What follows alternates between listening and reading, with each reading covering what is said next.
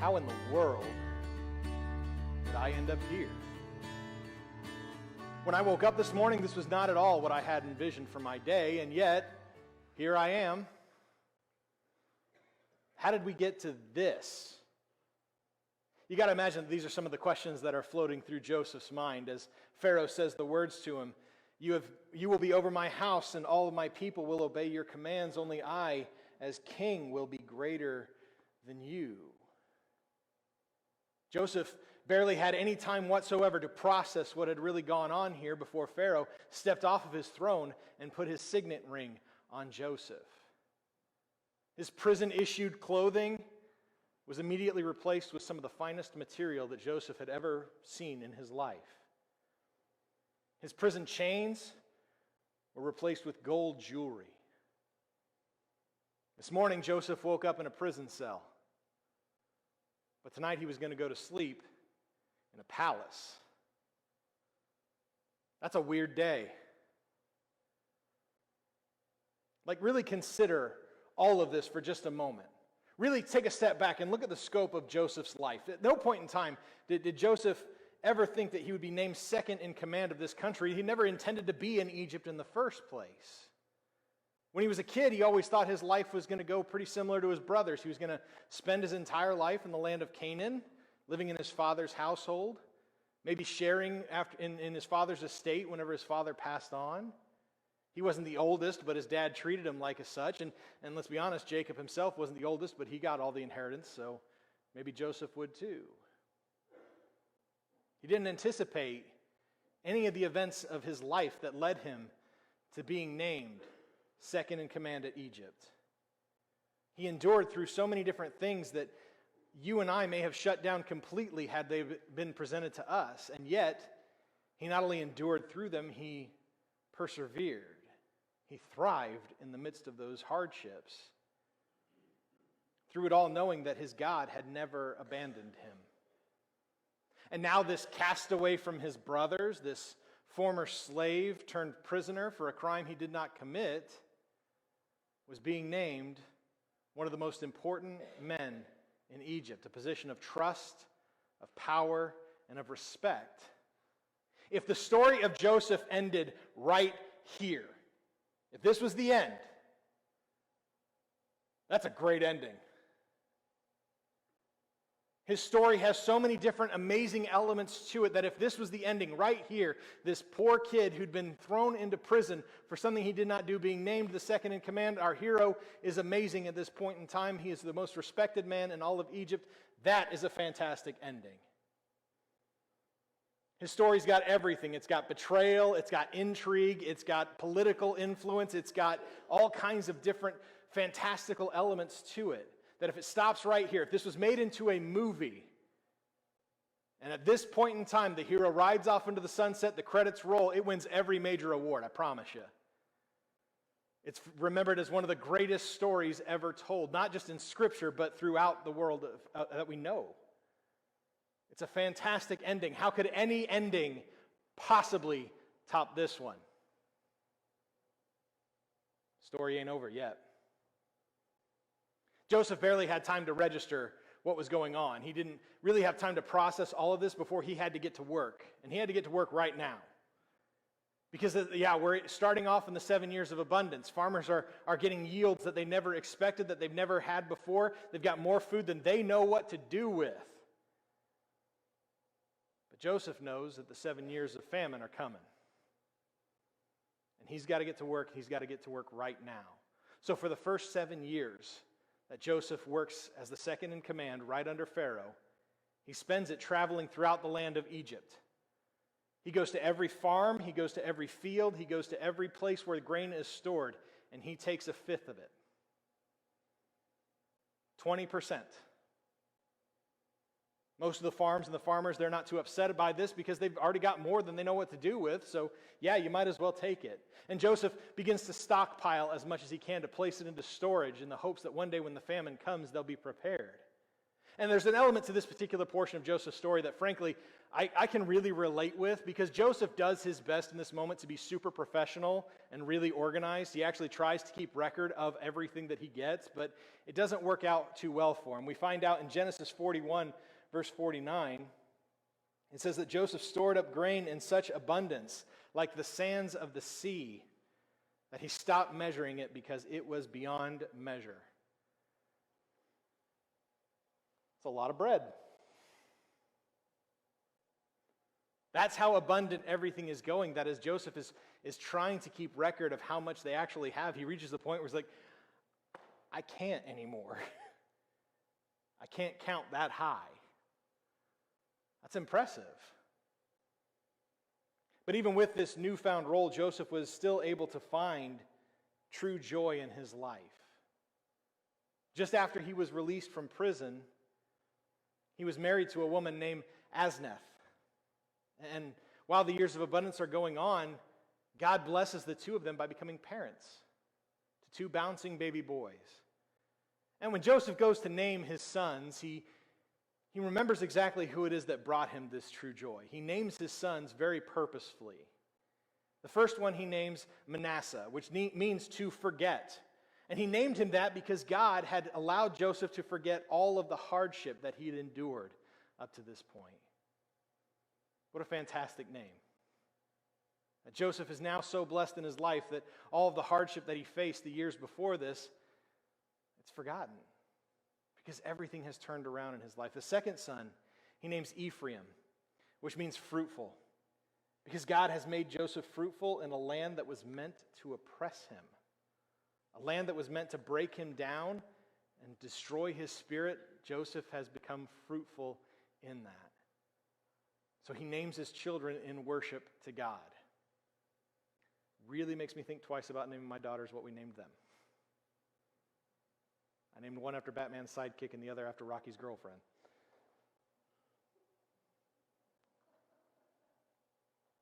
Too late now. Anyway, Joseph has everything right now. I think that if we looked at his life at this particular point, he's got everything we'd ever want. He's well respected. He's a man of importance in this land of Egypt. He's got an absolutely beautiful family that's starting to grow, and he's got a job that's going to save hundreds, if not thousands, of people. What more could any man want out of his life? It's such a great way for him to be spending his time. He's so thankful and so joyful that in the midst of all of the hardship that he'd endured, that God had not left him. Like all good things, eventually the years of abundance came to their inevitable end. And just like Joseph had told Pharaoh, just like Joseph had given him warning all those years ago, the famine was just as severe and devastating as what Joseph had told Pharaoh about. It was so bad that these fields that once were producing a crop more than the farmers could possibly carry all on their own, now all of a sudden weren't growing much of anything. Weeds couldn't even grow in them. It was so severe that people did not give a passing thought to the 7 years beforehand. Food was scarce. It was hard. And in an agricultural-based economy system, that's a bad thing. When things aren't growing, it means that there's no money coming in. It means that people are not getting the food that they need. People are beginning to starve. It's a rough life for everybody in the midst of this famine. It's devastating, not just to Egypt, but this entire region that they're in. But because Joseph was smart, because Joseph had taken care of things, because he had given Pharaoh a full heads up, they had time to prepare. And by the time we get to the end of verse 54 in Genesis chapter 41, it tells us that, 41. It tells us that there was a famine in every land. But in the whole land of Egypt, there was food. Think about just how smart Joseph was for this to happen, right? He didn't just take care of a couple of years or a couple of people. He took care of the entire land of Egypt. Because of his planning and his foresight, because he happened to be in the position that he was in at this particular point in time in his life, people didn't starve to death.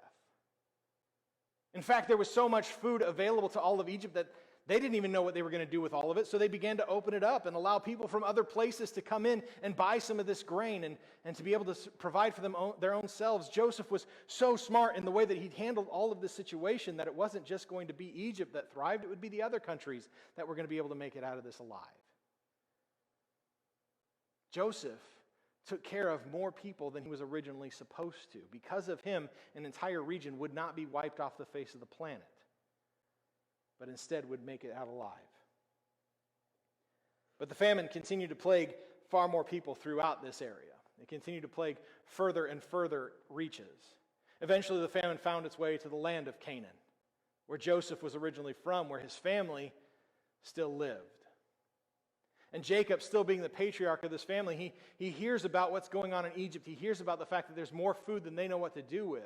And so he gets it in his mind to send his sons to go and buy grain. And the reason why he does it, I think, is fantastic. It's super practical.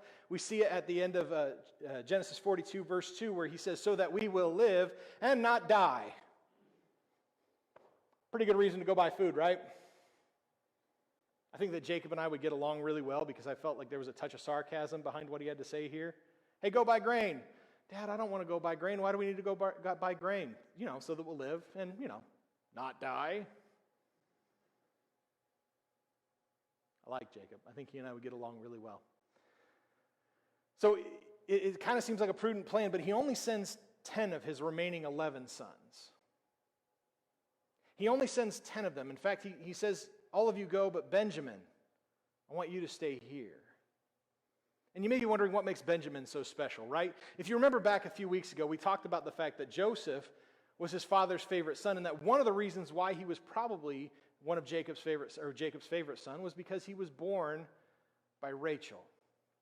If you remember the story of Rachel and Jacob, Jacob sacrificed 14 years to marry this woman. He loved her.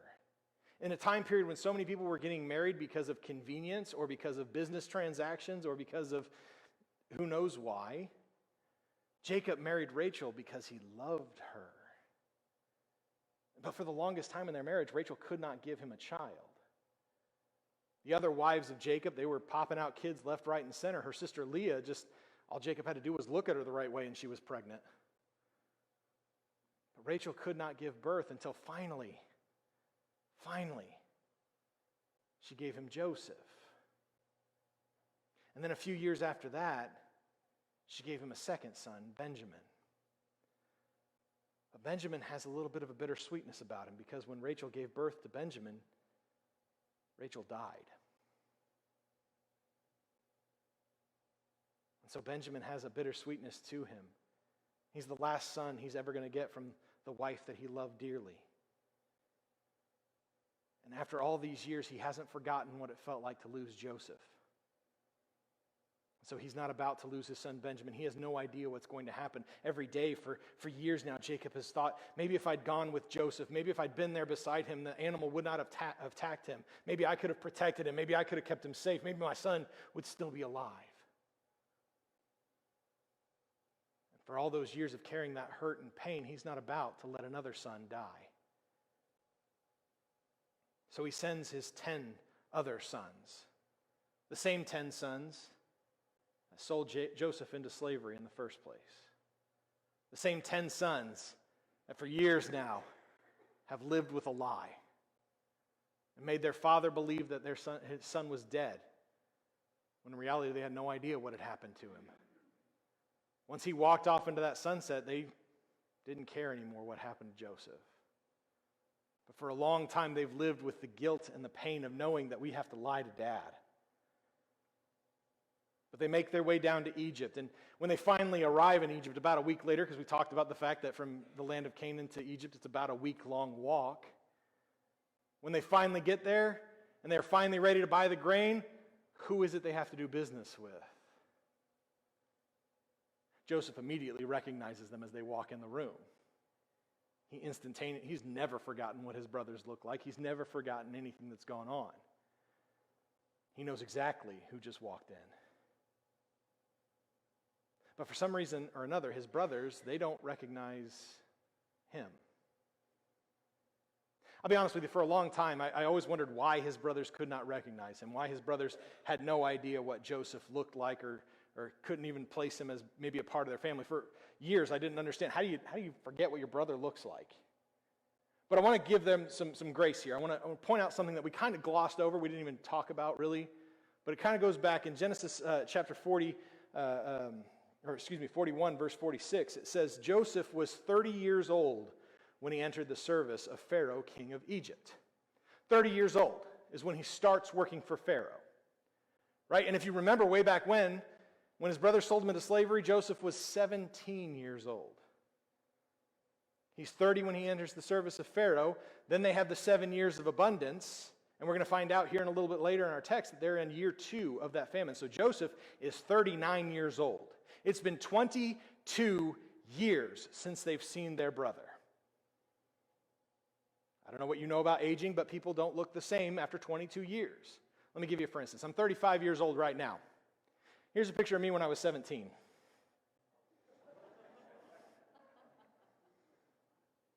Oh, young Brandon.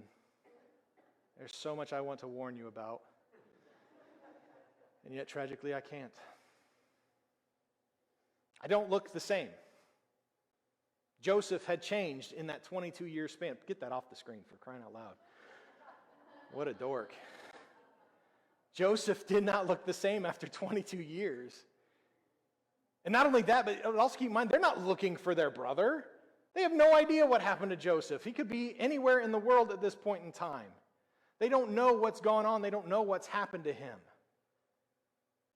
And also, Joseph is probably dressed up like an Egyptian official. And when he speaks, he's not speaking Hebrew. He's not speaking the language that they all know and understand. He's speaking Egyptian. So it's kind of understandable that even though they are standing in the presence of their own brother, that they don't recognize him.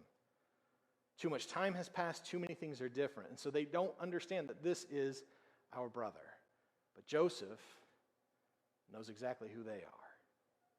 And Joseph kind of uses this opportunity to kind of test his brothers. And I'll be honest with you, I don't know why. I don't know what his motivation is here. I don't know if it's to see if they're just different guys, if maybe they've grown up, or maybe they've changed in 22 years, or maybe if there's not a little bit of him that wants to get just a measure of revenge against him. I mean, I think given all that happened with Joseph, we could understand if that's why he did that. But Joseph gets it in his mind he's going to test them. And so he asks them things like, well, do you have a father? Do you have any more brothers? They tell him, well, yeah, our father's still living. We have a younger brother, but he didn't come with us.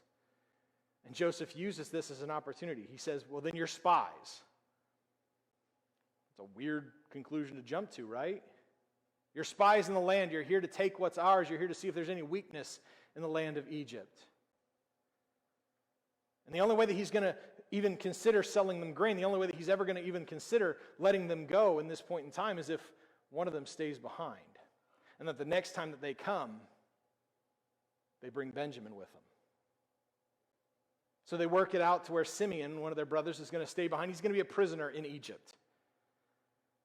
Joseph then agrees to go ahead and sell him the grain, but he secretly tells his people, put the silver that they paid with back into their bags. Why would he do that? When the brothers eventually get back home and they unload their bags and they find out not only do we have all this grain, but we have all the silver that we used to pay for it, they're naturally a little weirded out, right? They kind of hit a panic mode here. How did we forget to pay this guy? He thought we were spies. Our brother's in prison. We're never seeing him again. So they kind of are worried about what's going to happen here. But sure enough, eventually they run out of grain. They run out of the food, and they know they have to go back. And so they talk to their father. They talk to Jacob and tell him, look, this guy was kind of weird. He thought we were spies. And the only way that he was ever convinced is if we left Simeon there, and he told us we got to bring Benjamin next time. Jacob's not happy about this. He's not happy about the prospect of sending Benjamin down to Egypt. He's not happy about the prospect of yet again letting another one of his favorite sons go. The last son of Rachel. The only connection that he has to the wife that he loved. He is not okay about possibly letting him go. But what else can he do? Jacob reluctantly allows them to take Benjamin, allows him to go with his brothers back down to Egypt. They also, I think it's interesting the text mentions this, they bring with them twice as much silver as they brought last time. Kind of a, not sure how you didn't get paid last time. We good here? Sort of a peace offering. And they make the trek back down to Egypt. But when they get there, this time their reception is completely different. They're once again brought before Joseph, but instead of being paranoid or instead of being worried about them, suddenly he's greeting them warmly. He's happy to see them. So happy, in fact, that he invites them to come and have lunch with him. And you got to think, in the mind of these brothers, this is kind of weird. Why in the world would he want to have lunch with us? This is the second most powerful man in the entire nation of Egypt. This is probably the second most powerful man in the world right now. Who are we? We're a bunch of farmers from a dirt hill called Canaan. Why does he want to have lunch with us? So they kind of go into this lunch a little trepidatious, and all of a sudden they're completely floored by what's going on. They're given huge amounts of food at this lunch, just steaks and ribs and chicken. At least this is how I like to picture it. Just given all kinds of food just plopped down in front of them, placed before them. They're eating to their absolute fullest. They're having a really good time. So good, in fact, they get a little tipsy. But you know what? It's okay, because this Egyptian official did too, so we must be all right. And they're having a great time. They're telling him about Canaan. They're telling him about their father. They're telling him about each other. Benjamin is sharing details with this guy about his life, this guy he does not know. All of this is taking place. They're having just the best time ever. So good, in fact, they end up having to stay the night there. They're not ready to leave because, got a little bit of a headache going on after a while. So they decide to stay the night there, and when they get ready to leave, Joseph loads up their bags with all kinds of other things, all kinds of grain, all kinds of stuff going on. He's giving all of this. And once more, he tells his servants, go ahead and put the silver that they brought back in their bags. But then he adds something that's really interesting. He's not quite done testing them. He tells his servants, take my cup. And he specifically tells them to place it at the top of Benjamin's bag. And then he sends them on their way. He sends the brothers off thinking that everything is great, everything is wonderful. They're talking about what a great night last night was. When all of a sudden Joseph's police force stops them. Tells them things like, why would you do all this? Why would you steal from a man who just showed you nothing but kindness? Why would you take away what's not yours? And again, I want to kind of put ourselves in the mindset of the brothers here, because I think this is weird, right? Think about the roller coaster of emotions that they've been on during this experience in Egypt. They get there the first time. They're a little reluctant to do so because they don't know what to expect in Egypt. But they get there in front of this guy, and he accuses them of being spies. None of them look like James Bond. Yet they're accused of being spies. That's a weird thing to be accused of, I would think. And yet somehow the only way that they are allowed to buy grain is if one of them, Simeon, stays behind in prison. He's now been rejoined with these brothers. He's told them some stories about his time in jail, and it's not sounding like a pleasant time for him. Then they come back a second time, and all of a sudden they're greeted like family almost. They're warmly received. They're invited to share lunch. They have a great time, and now, the next day, they're accused of stealing. At the very least, there's got to be part of them that thinks this guy has a screw loose. He's not quite right in the head. He's blowing awful hot and cold with us. Because there's no way we stole from him. None of us did anything. And when they open their bags to prove that they didn't steal anything, imagine the shock on their face when Benjamin opens his. The evidence is right there. His brothers are asking him, Benjamin, how could you be so stupid? Why would you do this? Do you understand what Dad's going to do when we go back and tell him that you're in an Egyptian prison? The 10 brothers know that they can't leave him behind.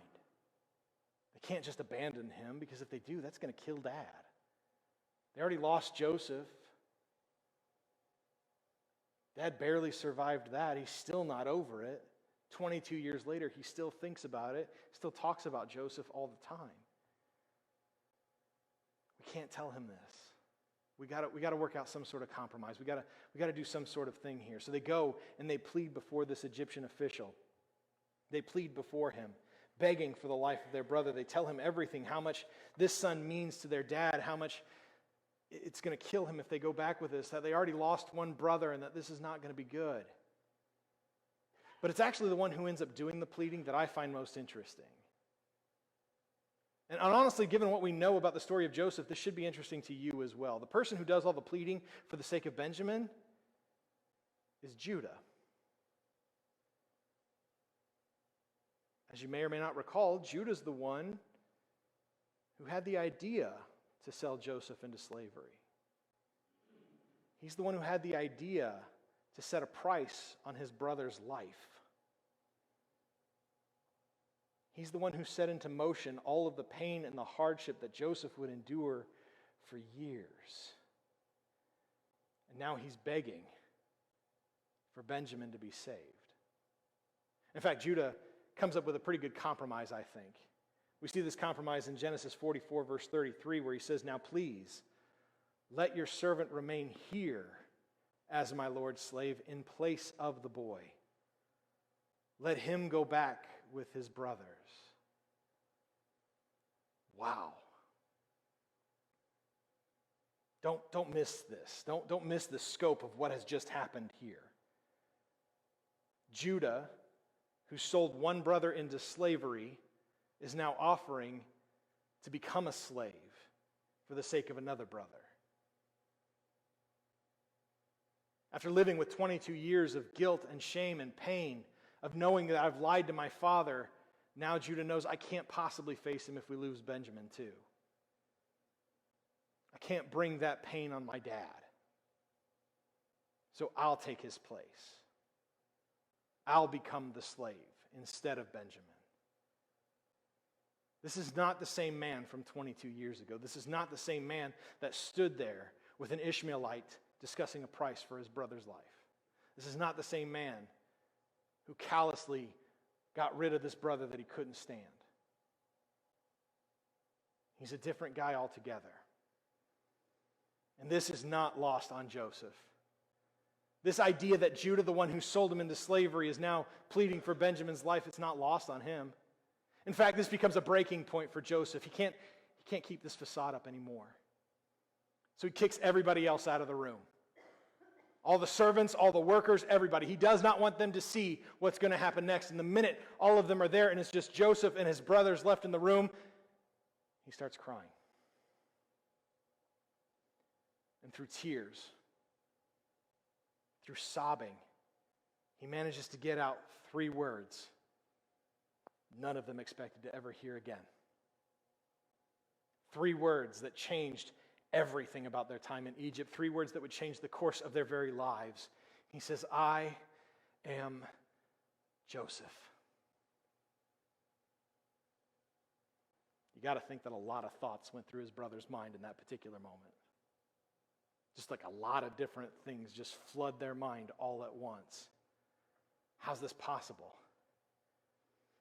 This can't be serious. This can't be for real. Oh man, we sold him. How did he get here? Is he still mad? They begin to panic a little bit. But Joseph calms them down. He assures them, yes, I am the one you sold into slavery. But Joseph has a realization here. He's had a realization as time has gone on. He's understood something about this experience in Egypt. He's gotten kind of a clarity about the whole situation, and he shares that with his brothers. And honestly, I'm going to be real with you. I think this is the most important part of Joseph's story because he realizes something that you and I often miss. We see it in Genesis chapter 45, verses 5 through 8. He tells his brothers, "Now don't be grieved or angry with yourselves for selling me here, because God sent me ahead of you to preserve life. For this famine has been in the land for these 2 years, and there will be 5 more years without plowing or harvesting. God sent me ahead of you to establish you as a remnant within the land, and to keep you alive by a great deliverance. Therefore, it was not you who sent me here, but God. He has made me a father to Pharaoh, Lord of his entire household, and ruler over all the land of Egypt.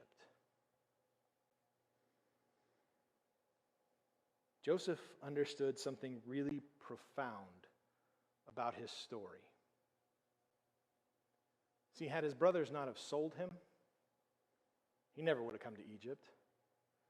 Had he never come to Egypt, he never would have been a slave in Potiphar's house. Had he never been sent to Potiphar's house, he likely never would have been sent to prison for a crime he didn't commit. But had he not been in prison, he probably likely would have never met the cupbearer. He would have never been able to interpret that cupbearer's dream. And had he never been able to do that, he never would have stood in front of Pharaoh to interpret his dream, to give him that plan, to be made second in command of the entire nation of Egypt, and then go on to save untold masses of lives. Joseph understood something that so many of us miss. He understood that even though he didn't want any of that to happen, he didn't want any of that pain, he didn't want any of that heartache, he didn't want any of those years of misery. He understood that God was able to take his pain, to take that heartache, to take those years of misery, and use it to do something great.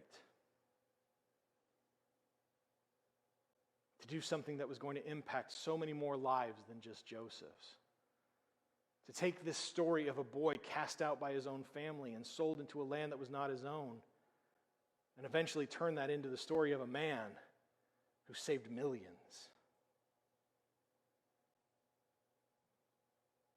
Not only was Joseph there to save millions, he was also there to save his own family, to be restored to his brothers, to be restored into this family. God used this pain to actually bring them closer. Here's the thing. I believe that God can do the same for you and me. Each and every one of us in this room, we have pain, right? I mean, it's just a natural byproduct of living on this earth. We go through experiences that are hard. We go through times in our lives where it feels like everything is senseless and meaningless. Sometimes the pain in our lives is brought on by our own decisions, our own naivete, our own ignorance, our own stupidity. But a lot of times it's not our fault. Sometimes it's just thrown at us. And we have to live with it. The reality is if you live on this world for any length of time, you experience pain. None of us want that. In fact, I'm willing to bet that right now you're thinking about particularly painful moments in your own life. And you're finding yourself wishing you didn't have to go through that. You're wishing that that didn't happen in your own life. I know that because I believe that in my own life too. The pain that I've experienced in my own life, I really wish I hadn't had to go through. But Joseph understood, and we need to learn from the story of Joseph that if we allow him, if we're able to somehow give this pain and this heartache and this terribleness of life to God, if we're somehow able to just hand that off to him saying, I don't know what to do with this, then God's going to do something incredible with it.